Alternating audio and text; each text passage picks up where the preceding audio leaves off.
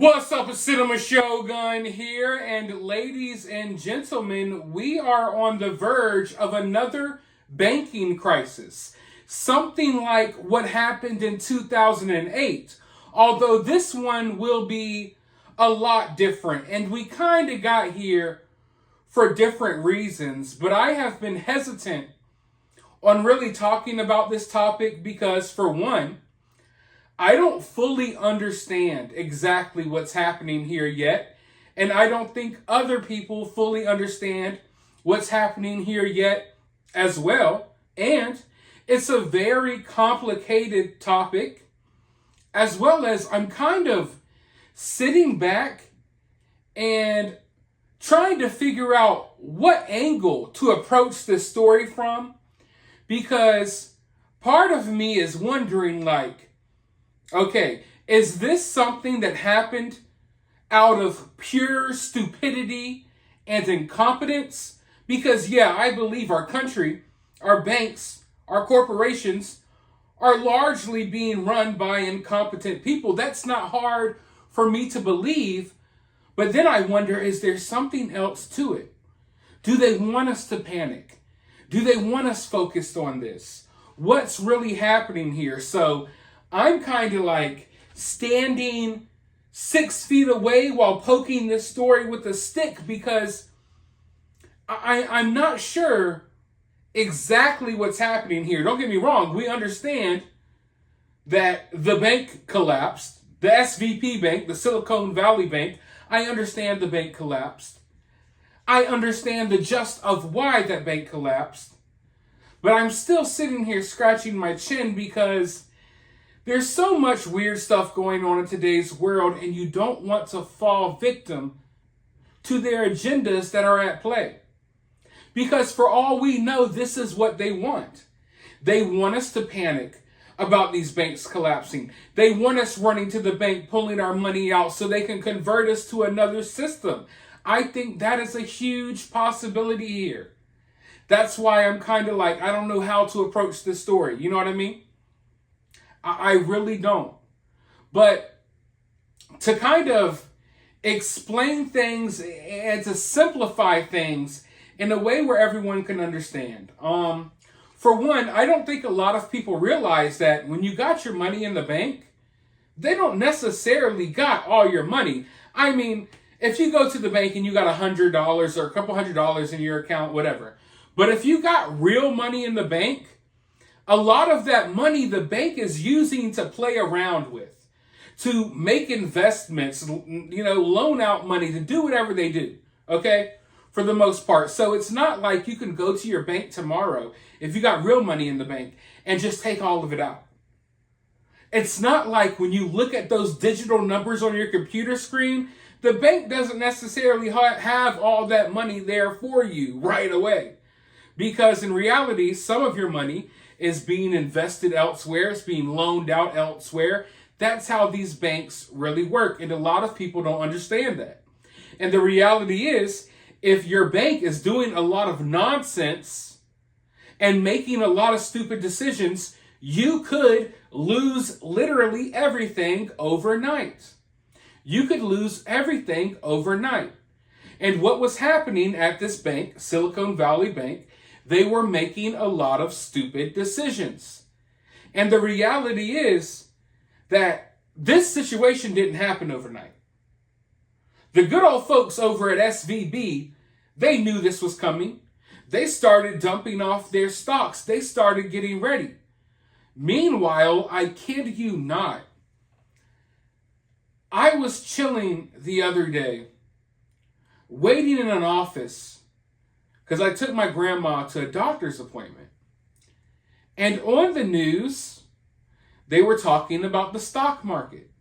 And literally 3 days before this bank collapsed, they were on the mainstream media telling people that this bank would be a good investment, that they should invest their money in this bank, because it was quickly becoming one of the larger banks. And the reason it was is because a lot of the elites were using this bank. That's the reality of the situation. A lot of rich and powerful people were using this bank. And they were just telling people on the news, mainstream media, a few days ago, invest in this bank, invest in this bank. It's a good investment. And then, and it turns out while they were telling people that, while they were pumping the stock, the people on the inside that worked with the bank, and I don't mean like tellers, I mean the big wigs, they were unloading their shares. They already knew what was coming. But don't worry. The government will figure out a way to make sure that all of the rich and powerful people that lost money, they're going to get it right back. They will make sure of it, so you don't have to worry about them. And not only will they get all of their money returned, you'll be the one that has to suffer because of it. And what makes me sick to my stomach is knowing that we're going to bail all of these people out while leaving the people of East Palestine, Ohio, behind. I don't think a single person, sorry, but I don't think these people, these rich, powerful elites, should get a single dollar reimbursed from this bank collapse before the homes of every East Palestine citizen is purchased at full value, the full value before the train derailment. But that's not going to happen. Our country will bail out these rich, powerful elites that have made stupid decisions and have gotten themselves stuck between a rock and a hard place. We will bail them out. We will ensure that the wealthy stays wealthy while ignoring East Palestine, Ohio. And yeah, I have to bring it up. As someone who's been covering the East Palestine, Ohio story, seeing these people's lives, by no fault of their own, completely destroyed, and seeing their needs be ignored, seeing them almost being laughed off when they ask, can you give us the money, the value of our homes? We can no longer sell our homes. Can you give us the money, the value of our homes? And they're being laughed off. Meanwhile, these billionaires who had money in Silicon Valley Bank and the people running Silicon Valley Bank who ran it into the ground, they're going to be taken care of. They're going to be taken care of with billions upon billions upon billions of dollars, ladies and gentlemen. While, Tom, Dick, and Jane from East Palestine, Ohio, can't even get $100,000 apiece for their home. I mean, mind you, their homes should be worth more, but you get what I'm saying. Like, they can't get a single dollar for their home. In fact, they actually drafted up a plan to give money back to East Palestine, Ohio, and guess how much each citizen was going to get? $5 freaking dollars. I kid you not, they drafted up a plan, and when they divvy it up, and they ration it out, every citizen of East Palestine, Ohio gets like $5. Meanwhile, the bigwigs over here at Silicon Valley, they're going to get bailed out. But the reason why this bank collapsed in the first place, in reality, I mean, there's a lot of reasons, okay? There's a lot of reasons. And I'm afraid that we're going to start seeing a domino effect. This morning, I woke up and they halted trading on over 30 banks. So this is going to get worse. But what we don't want to see is a huge bank run. Because in these situations, they kind of got us screwed, right? Because in your mind, you're like, we can't trust the banks. Well, we should take our money out the banks. But then if everyone starts running to the bank and taking money out, you're going to further the collapse, and you're going to ensure that this crisis is even worse. So that's how they got you stuck. They got us stuck. And that's another reason why I was hesitant in covering this story, because you kind of wonder, like, do they want us to spread panic about this? And I don't want you all to panic. I just want you all to be informed. And that's largely what caused the Silicon Valley Bank to collapse. Investors and people with money in the bank, they realize that, hey, this isn't looking good. Everyone goes and starts trying to get their money, and then boom. And I'm afraid that that may happen to other banks. Just with average people. You might have $300 or $400 in the bank. Everyone going, let's get the money out of the bank, get the money out of the bank. Next thing you know, the banking system just like dominoes, just falling. So you have to be careful in these situations not to panic, because in the grand scheme of things, you may think going and getting your money out the bank is the best idea. But in reality, sometimes you're not only screwing yourself by doing that, you're screwing everyone else. So like I said, it's an extremely complicated situation, and I don't know how to approach it yet because I don't know the sincerity of what's going on here, because we live in a time where everything has to be questioned, and there's always ulterior motives and agendas behind everything. But when I look at the Silicon Valley Bank, and I'm wondering, okay, maybe they collapsed because they were stupid and incompetent. And then you start peeling back the layers and looking into it, it definitely looks like that may be the case. I mean, some of the heads of this company, the financial advisors, the risk assessment team, the head risk assessment advisor, whose job it is to literally make sure things like this don't happen. She has been on a 9-month pride tour. I kid you not. The head of making sure, what risk we're taking when we make these investments. What risk are we taking when we give out these loans? What risk are we at right now of our bank collapsing? The person whose job it was to oversee that, instead of worrying about the situation their bank was in for the last 9 months, she was traveling around the world promoting LGBTQ nonsense. And that's what's happening. Go woke, go broke. A lot of people don't like the word woke, but that's the reality of this.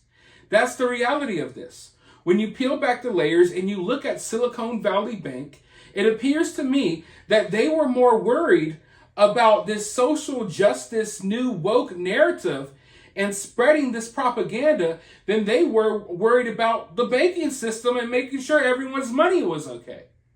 So this lady whose job it was to keep up with the risk they were taking at this bank, she's been flying around the world on a 9-month-long pride tour, I kid you not, going and talking about diversity and equity and the LGBTQ agenda. Meanwhile, she's not even doing what she was hired for, because in reality, she was never qualified for the job, because Silicon Valley Bank and a lot of corporations right now, they have to mark checklists. They have to have diversity hires. They're no longer hiring who's best for the job. They're hiring whoever makes their company look more woke and more politically correct. So a lot of these people don't deserve the jobs, and then when they get the jobs, they don't do what they're supposed to for these jobs. They go around spreading Sorry, I'm really on a rant here. They go around spreading their ideologies and their ways of life instead of focusing on their work. And now we're seeing these banks collapse because, largely in part, none of these people at this bank were doing their jobs. They were worried about their pronouns. They were worried about Pride Month that lasted 9 months for this one lady.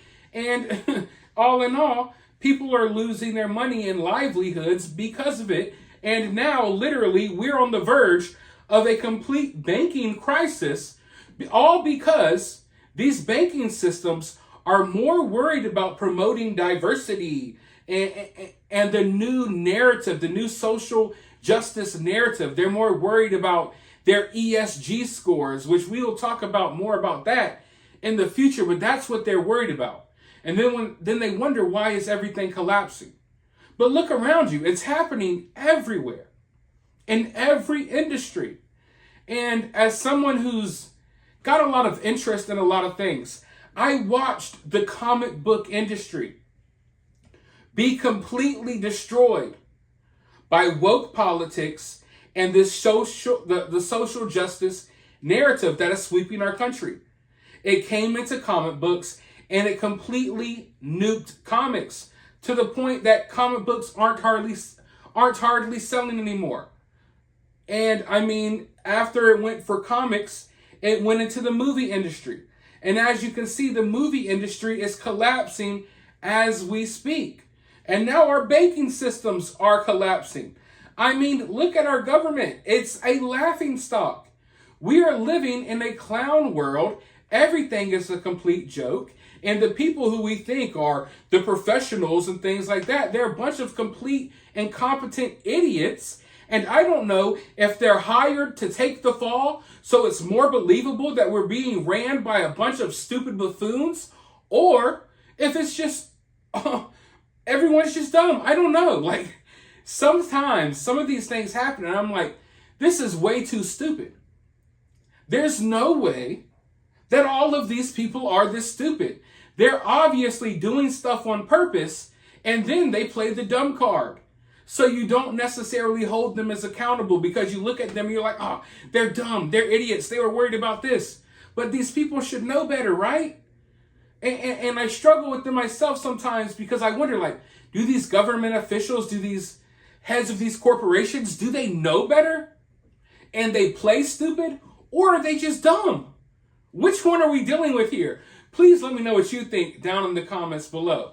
But as of right now, I'm going to keep looking into this situation, but I don't want to overcover it because I don't know if that's what they want, if that makes sense.